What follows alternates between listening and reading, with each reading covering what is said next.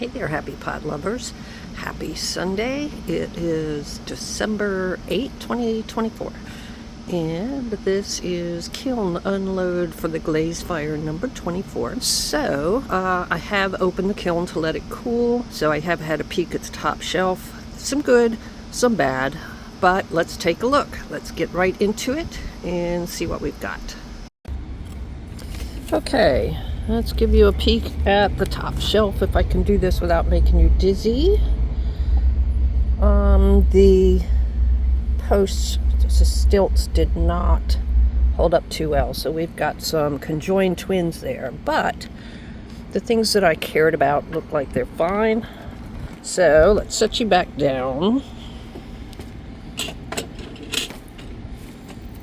And get into this kiln load. First thing is this flower frog. This was done with Coyote Pearl White, and then I had lines of Colors for Earth color concentrates.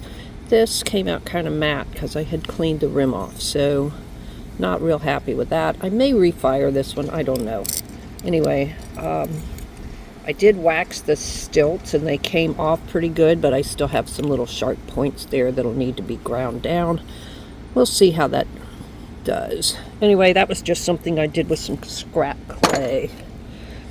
And this is an oil bottle, and I forgot to grab my notes. Copper float here, and I want to say this is light flux, and I forget. It may be Muddy Waters. I think it is Muddy Waters. And then inside was Power Turquoise, and Power Turquoise just here. So, let me hold this back where you can see the whole thing. I put a handle on it so that you have a little leverage when you're pouring. Let's see if I can do that so you can see. The copper float came out beautiful. And yeah, that turned out pretty good. Okay, one success. These are some Jingle bells. This has stuck to the glaze right here, so I'm going to have to take a Dremel and free that up. And I was testing a lot of the sample glazes that I got. Ooh, this one's stuck. Ooh, that's going to be fun to get loose. Oh, that's some serious Dremel work going on there. And it closed up a lot of the things. All right, that's going to be fun to get loose, but we'll see.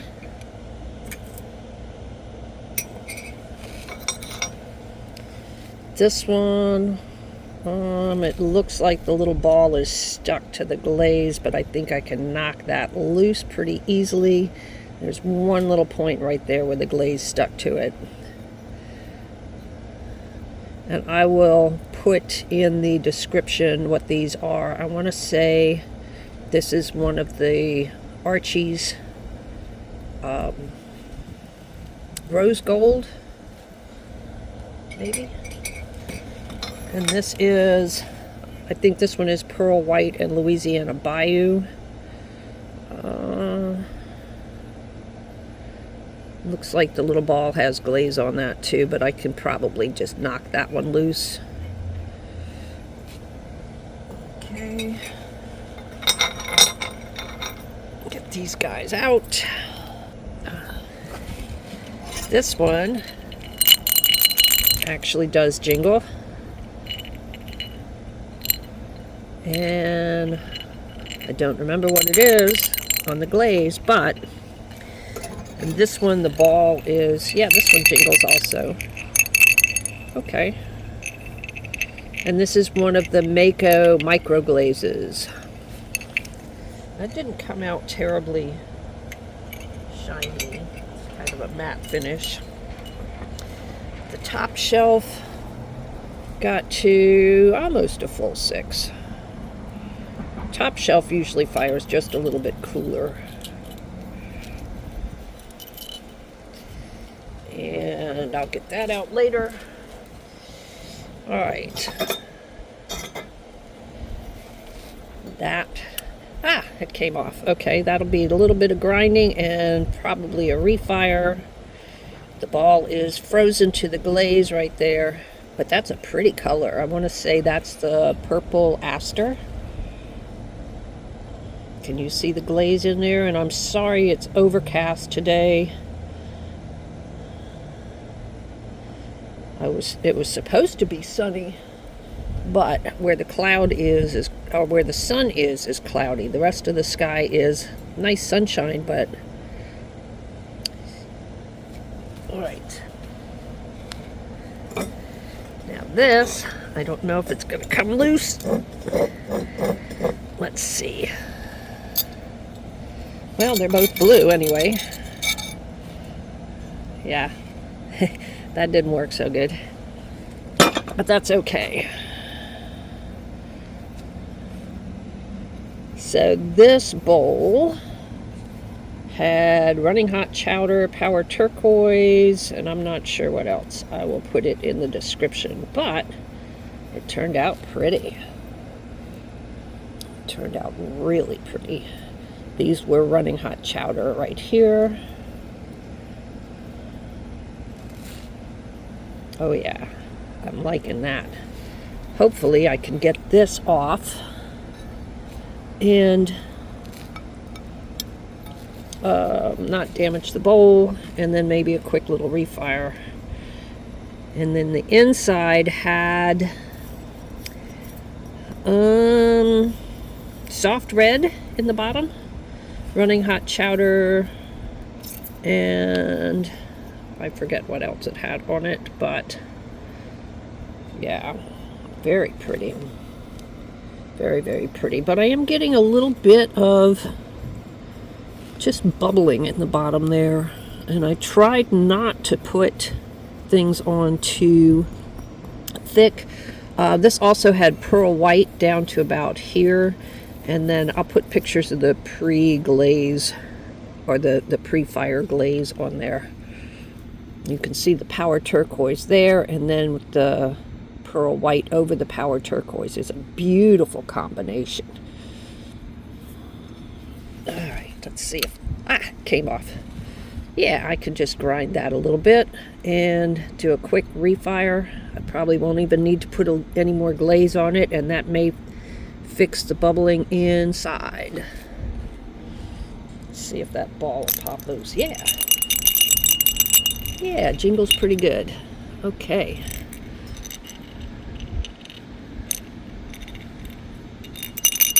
Okay. And then lastly, on this shelf, I have some ornaments for my daughter, son-in-law, and grandson to be. So, grandbaby number 2 is due right before Christmas. And Mama Bear is in micro pearl, and it says Solberg Clan established 2022. And this is Baby Bear with a little toy in his hand, and he says Solberg Clan established 2022. And he was done in micro champagne, I believe. And then, and they have little hearts on their feet. And then Papa Bear is done in micro ash. And he has a heart right there. And I will have to do a luster fire maybe on that because his Solberg Clan doesn't show up too well. I was afraid that would happen, but I can either use stroke and coat and just bisque fire to brighten that up, and I might do that with all 3 of them, and I might make his heart a little redder right there. But yeah, I think they turned out really cute personally. Okay. Some okay, some not okay. Let's take a look. Yeah, there we go. Yeah, not too bad. All right, let's take a closer look at these. Jingle bells first. Let's see how we did on those. Hold still, camera. Alright, well these didn't stick to anything. That's good. Alright. That one jingles nice.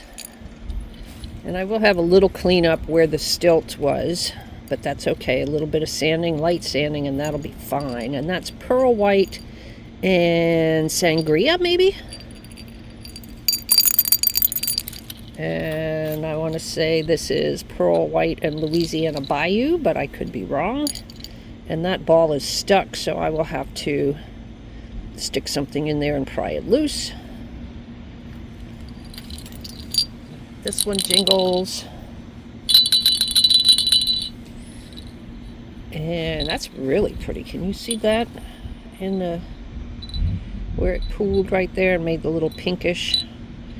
And I'll have to look up what glaze this was. I didn't write down what all the jingle bells were, so I'll have to match them up with my glaze samples. And I have a tutorial coming out about how to do the jingle bells just one way. There's a ton of ways to do it. This is a little nativity I made, and the top was dipped in powder turquoise, and then I did alabaster and pearl white, and the pearl white runs down over the alabaster and gives that little brownish line, but I think it turned out pretty.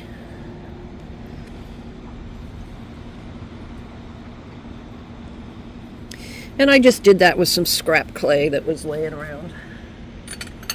Just fun things to do. Okay. Let's see what we have here. And this was on hazelnut, Standards hazelnut clay. I left a good bit unglazed down here so you could see the clay. I want to say this was powder turquoise. The whole thing was probably dipped in powder turquoise. And then pearl white, and I'm not sure what's given the pink in there. That might be some reactive red or some sangria, but I'll look it up. And I think I had some running hot chowder in here too. So that's a nice little bowl.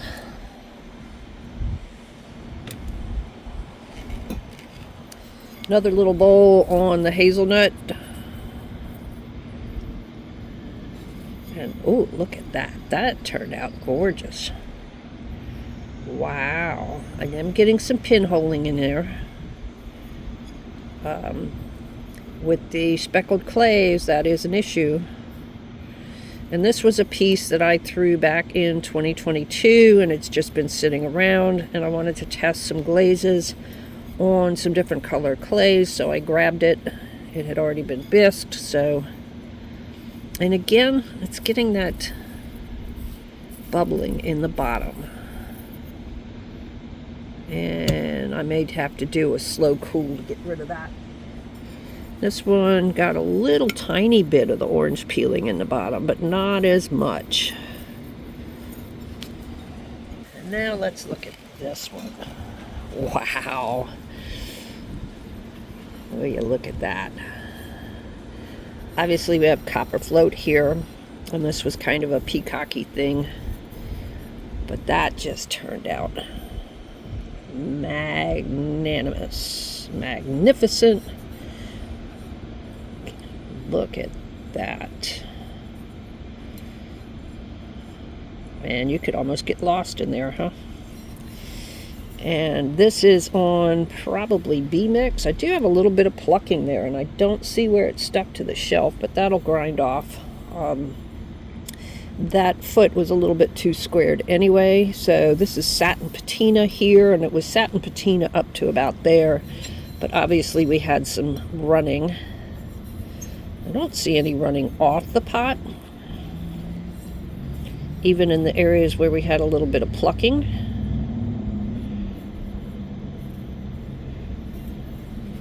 But look at that.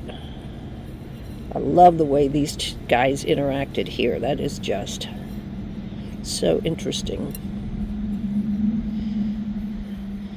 Alright, so glaze, pre-fire glaze pictures and glazes used will be in the comments. I don't see any orange peeling in this one. Yay. Alright, cones on this shelf. We got a good solid cone 6, a perfect cone 6. And I'm going to kiln wash my holders because when they melt like this, they don't like to come out. See how we did. I had a couple of experiments down here. Well, so far it looks okay. Let's give you a peek. That's the bottom shelf. This one did not have much on it. This was a larger bowl that I threw, and I was trying to see if I could get the Aurora green to a place where I would like it. And that's better than the plate, I think. I'm not thrilled with this yellow in here. And then the outside is satin patina again, and this is a bowl I threw back in 2021, one of my earlier pieces. And I was trying to get the Enchanted Forest to where I liked it, and actually that is very pretty. I'm sorry the wind is shaking the camera, but look at that. Wow. Wow, wow, wow. I may have to change my opinion of Enchanted Forest. When you flex it, it does some pretty cool stuff. And I really like that satin patina. It is a interesting matte crystals. That's my old mark. Yeah, that bowl turned out pretty good. Okay, one last Jingle Bell. See if I can get the stilt out without breaking anything. Come on, baby. There it goes. All right. Yeah. And I'll have to look up what that is. That's again another kind of a matte finish. And then these two were refires because they had run and they were on the advancer shelf, but they bubbled a lot. So I refired them upside down. And see if I can get that stilt out of there. It doesn't want to come out right easily, so I'll get it with a pair of pliers later. But yeah. And this is the Louisiana Bayou on this. So it fixed where it ran. Now I can just sand that smooth. And this one as well had some big old bubbling going on right here. And this is jewelry and purple aster. Let's see if this stilt will come out easily. Nope, I'll just grab it with a pair of pliers. And this is credit to, what's his name? He has a coffee shop, Mocha Monkey, and I'll think of his channel. I'll put it on the screen because I got to get rolling. The hubs is waiting on me. We're going to go down to the range and get a little practice in. But take a look at that purple aster. And so when I fired it upside down, now all the runs went kind of back up. But that jewelry is a really beautiful glaze. It does craze on the Laguna Frost porcelain. I don't mind that on the outside of a piece. I have not had any problem with shivering. And where it pools, it does those beautiful swirly things. So I'm going to have to play with that great glaze some more. Wonderful on texture. Look at how it does in that texture.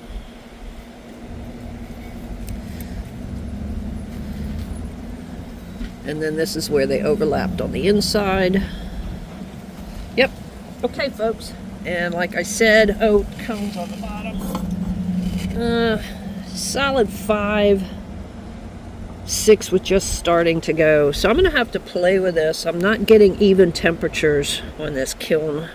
Thank you so much for joining me today. I appreciate you.